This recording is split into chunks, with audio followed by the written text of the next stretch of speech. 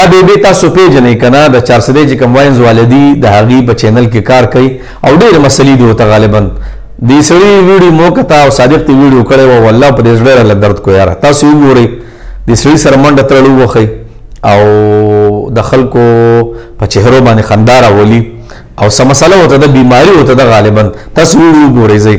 برای مهرباني منډه ورسره وکړئ بالله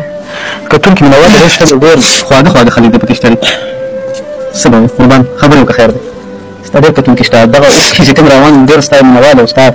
سره زړه خواخوږي خلک شته دي دا هم چې ټول خلک به ظالمان دي ډېر خلک به داسې چې هغه به ستا ګورې خوښوي ستا ته به مور مینه ساتي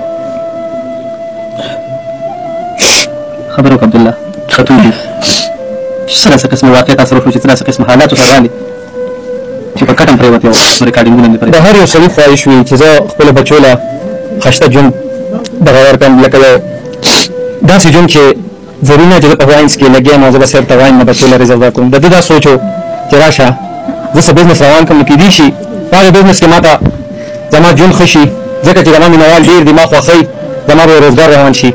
خو لکه دا خو د الله کارونه دي چې په هغې کې دته هغه نقصان وشو په نقصان سره زه په پیسو نه یم خفه زه د په جسماني وجود باندې خطر بیمار دی چې کم از کم دته خو صرف 2 اټیک وشو دوی ولې مونږ سره تاسو اکثر کمنټس کوئ بیبي نشته بیبي هسپتال کې پروت دي خو بیبي چاته د زړه درد نه وایي بیبي نن ما په زور کېنولې ده په زور خو خامخا څه به وایې عبدالله ډېر کتونکي ډېر مینهوال ډېر خواږه خلک دي شته دي خپله التجا ورته کېږي ډېر خلک انشاءالله په دې کار کې ستا سره مدد لازمي کوي عبدالله پلیز ما خو سکول دوران کې چېرته مور نه پیسې نه دي غوښتي ما مزدوري کوله اتوار په ورځ او په هغې باندې ما د سکول خرچه ټوله هفته کوله تاسو ما باندې دا ولې کوئ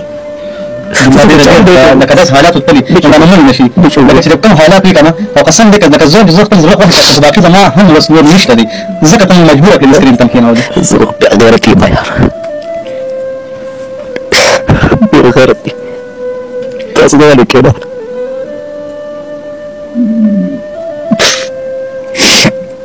سخته نرمه په هر انسان باندې راځي زړه به نه بایلي او چې دا داسې یاران درسره ولاړ وي که نه نو کم از کم بیخي زړه لاندې پورته مه کوه ما ونه پسې یار راسي یار خبرې خپل کتونکو ته وکړه چې ستا لپاره لازمي څه وکړي ګوره عبدالله ګوره یره مه کوه او فقط خبره کوم زه رسمي خبره کوم چې هر کله دې موږ راوستې موږ له کوره نه دي راوستې دې موږ د هسپتال نه راوستې دي په داسې حالاتو سره زه حیران په دې یم چې ځینې خلک ولې دومره ظالمان کېدي شي چې هغه د انسان دې حالاتو ته ورسوي الله دې پر باندې خپل فضل وکرم وکړي او ستاسو